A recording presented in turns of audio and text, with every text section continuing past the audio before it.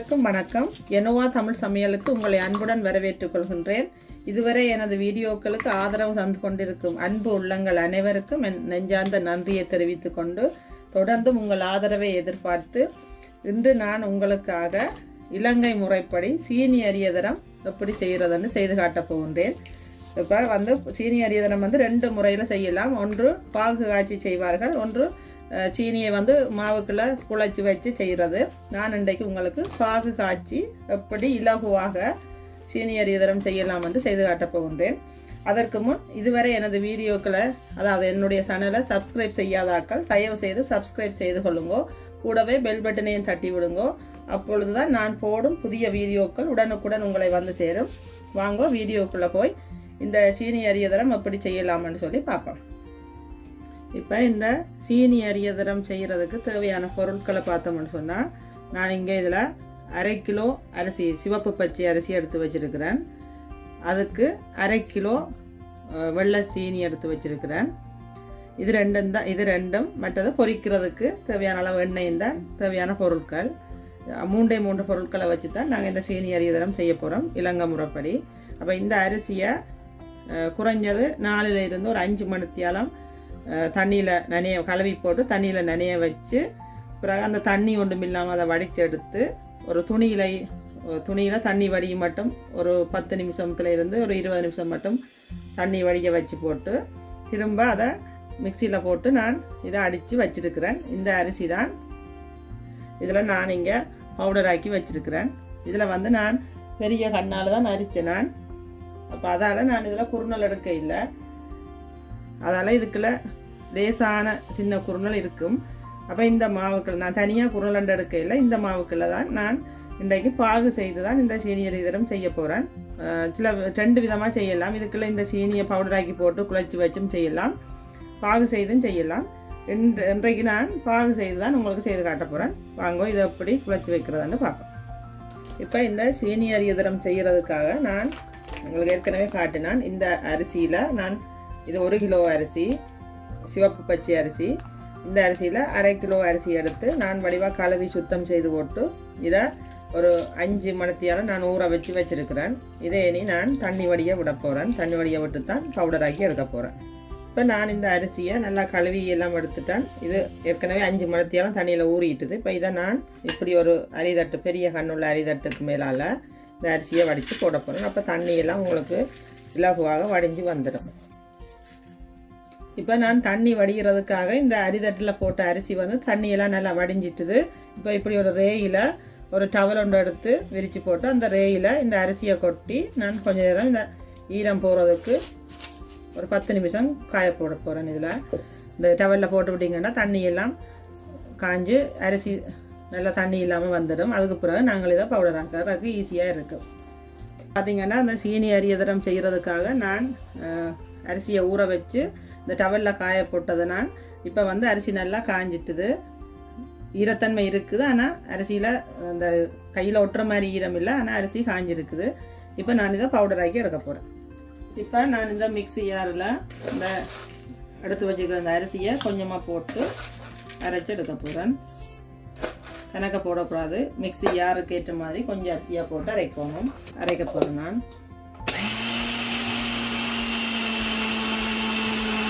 பார்த்தீங்கன்னா இந்த மாவை இப்படி அரைச்சி எடுத்துட்டேன். நான் இங்கே இப்படி இந்தளவு ஓட்ட உள்ள அரிதட்டு தான் நான் வச்சிருக்கிறேன். இந்த கண் தான் இருக்குது. இதுக்கு ஆக சின்ன கண் எடுக்கல. இப்போ இதால் நான் குறுநல் தனியாக எடுக்கணும்ன்ற அவசியம் இல்லை. இதால் அரித்தாலே போதுமாக இருக்கும். இப்போ நான் இதுக்குள்ளே போட்டு இதை அரிச்சு எடுக்க போகிறேன்.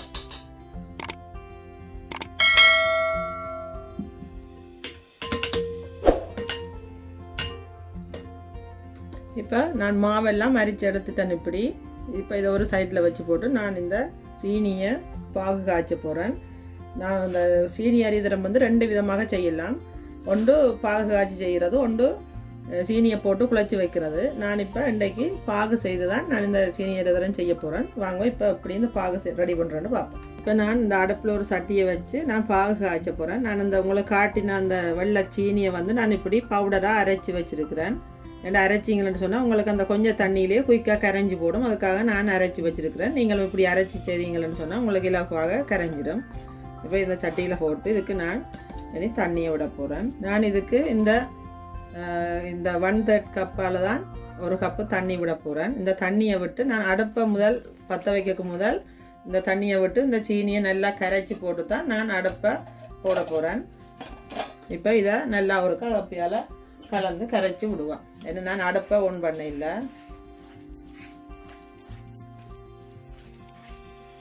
ஏன்னா நாங்கள் கொஞ்சம் தண்ணி தான் விடுகிறோம். அப்போ அந்த தண்ணியில் இந்த சீனி வந்து முழுக்களும் கரைய வேணும். சீனி கரையாட்டால் உங்களுக்கு பாகு நல்லா வராது. அதுக்காகத்தான் நான் பவுடர் ஆக்கினதும் வர்றது. இப்போ அடுப்பை ஒன் பண்ணக்கு முதலே இந்த சீனியை போட்டு நல்லா நான் கரைக்கிறேன். பார்த்தீங்கன்னா இந்த போட்ட சீனியோட இந்த சுகர் பவுடரை நான் நல்லா கலந்துட்டேன். இப்போ அடுப்பை ஒன் பண்ணி எவ்வளவு உங்களால் குறைஞ்ச அடுப்பில் வைக்கலுமோ அவ்வளவு குறைஞ்ச அடுப்பில் வச்சு நீங்கள் இதை கரைக்கணும்.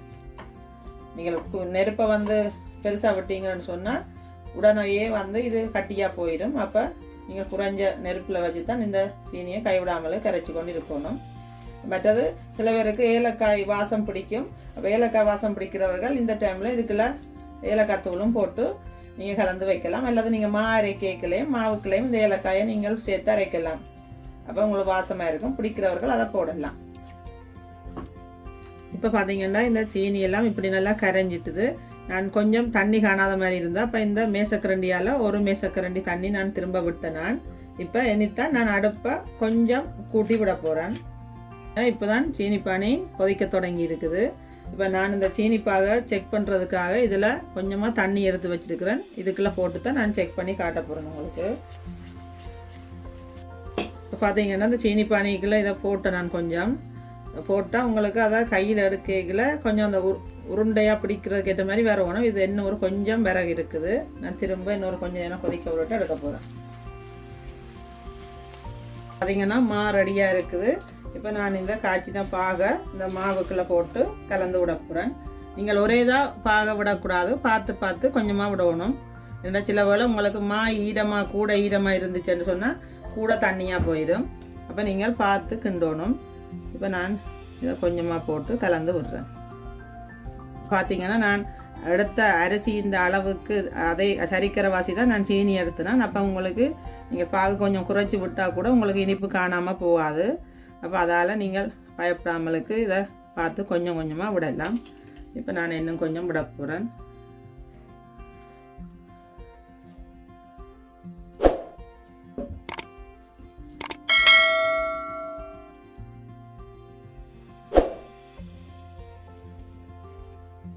நான் இந்த மாவுக்குள்ள இந்த பாகை விட்டு நல்லா கலந்து விட்டுட்டேன். இப்போ உங்களை பார்க்க இப்படி தண்ணியாக தான் உங்களுக்கு இருக்கும். ஆனால் இது ஆற கணக்காக வந்துடும். இப்போ நான் இதில் மிச்சமாக இருக்கிறது எனக்கு இவ்வளவு தான் மிச்சம். இது நல்லா ஆறிட்டுது. நான் ஈர துணிக்கு மேலே வச்சோடையே ஆறினோடையே இப்படி வந்துட்டு இவ்வளவு தான் மிச்சமாக எனக்கு வந்தது. இது மிச்சம் வந்தாலும் உங்களுக்கு பிரச்சனை இல்லை. உங்களுக்கு இனிப்பு காணாமல் தான் இருக்கும். அப்போ நீங்கள் பார்த்து விடலாம். நீங்கள் அந்த 1/3 கப்பிலேயே உங்களுக்கு சீனியை கரைச்சி காய்ச்சி எழுமாட்டா அந்த 1/3 கப்பே உங்களுக்கு போதும். அந்த திரும்ப விட்டு அந்த ஒரு மேசக்கரண்டி நீங்கள் விட தேவையில்லை. ஏன்னா சில பேர் வந்து 1 கப்பு இப்போ 1 கிலோ அரிசிக்கு 3/4 கிலோ சீனி போடுவினோம். இப்போ நான் வந்து 1 கிலோவுக்கு 1 கிலோ கணக்கு அப்படித்தான் நான் போட்டதால் உங்களுக்கு மிச்சம் இருந்தால் கூட உங்களுக்கு இனிப்பு போதாமலுக்கெல்லாம் வராது. அப்போ அதால் இது கணக்காக இருக்கும். இது நல்லா ஆறின அப்புறம் நீங்கள் 2 நாள் 3 நாள் வச்சு கூட நீங்கள் இதை சுடலாம். அவசரப்பட்டு சுடணும் இல்லை. இது நான் நாளைக்கு தான் இதை நான் சுட போகிறேன். இப்போ இதை நல்லா ஆறுறதுக்கு வச்சுட்டு நான் ஆறின அப்புறம் தான் இதை மூடி வைக்கணும். ஆறக்கும் போது நீங்கள் மூடக்கூடாது. திரும்ப அது வேர்த்து தண்ணியாக போயிடும். அப்போ இப்படி திறந்து கொஞ்சம் நேரம் வச்சுட்டு நீங்கள் அப்புறம் ஆறின அப்புறம் மூடி வச்சுட்டு நீங்கள் நாளைக்கு சுடலாம். இது 2 நாள் கழித்து சுட்டால் கூட ஒரு பிரச்சனையும் இல்லை. இப்போ நான் ஆறுறதுக்கு இதை வைக்க போகிறேன். இப்போ பார்த்தீங்கன்னா இதில் நான் நேற்று பாகு செய்து குழைச்சி வச்ச மா வந்து இப்படி ரெடி ஆகிட்டுது. பார்த்தீங்கன்னா இப்போ நல்ல பணியாரம் சுடுற பதத்துக்கு வந்துட்டுது. நீங்கள் நேற்று பார்க்க கொஞ்சம் தண்ணியாக இருந்தது. ஆனால் இப்போ நல்ல கணக்கான பதத்துக்கு வந்துட்டு இப்போ இது ஒருக்கா நான் கையால் நல்லா சேர்த்துட்டு நாங்கள் அடுப்பில் எண்ணெய் செடியை வச்சு சுடுவோம். நான் அதுக்கு முதல் இதில் கொஞ்சம் லேசாக எண்ணெய் எடுத்து வச்சுக்கிறேன். அந்த எண்ணெயை அந்த க்ளவுஸுக்கு மட்டும் இதில் நான் சும்மா ஊசி போட்டு தான் இந்த மாவை ஒருக்கா சேர்த்து உருண்டையாக குழைக்க போகிறேன். என்னென்னு சொன்னால் அந்த கையில் ஒட்டாமல் இருக்கணுமென்றதுக்காக. இப்போ இந்த மாவை அப்படியே இருக்க சேர்த்து எடுத்து கையால் நல்லா ஒரு கலந்து போட்டு நாங்கள் சுடுவோம்.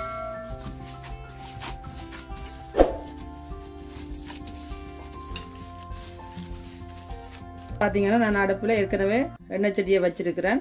இப்போ நான் அடுப்பை பற்ற வச்சு இந்த எண்ணெய் சட்டியை சூடாக்குவோம். சூடாக்கி போட்டு பணியாரத்தை போட்டு எடுப்போம்.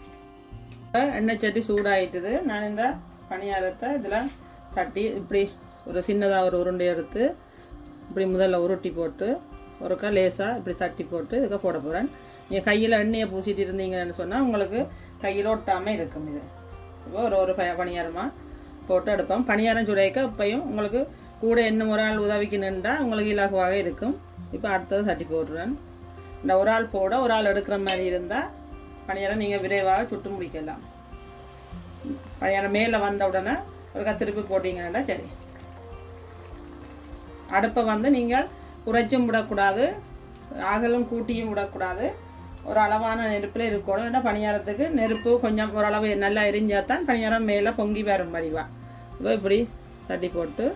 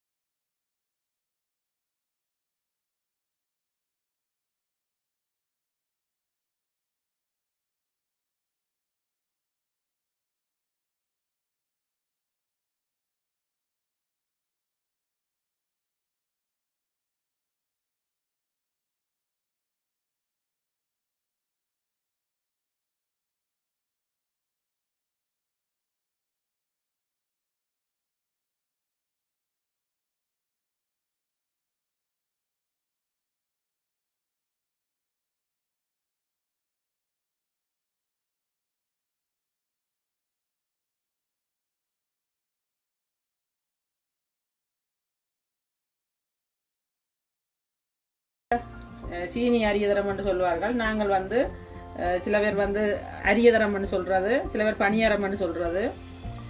இந்திய மக்கள் வந்து அதிரசம் என்று சொல்வார்கள். ரெண்டும் ஒரே மாதிரி தான். அவைகள் வெல்லம் போட்டு செய்கிறது அதிரசம், வெள்ள அதிரசம். மற்றது சீனி அரியதரம் என்று சொல்கிறது.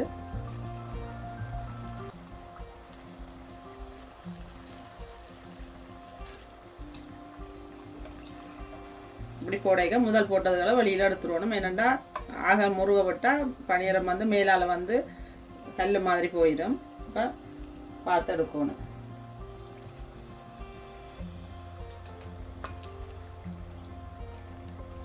இதோ நான் உங்களுக்காக செய்த இந்த சீனி அரியதரம் சூப்பராக ரெடி ஆகிட்டுது.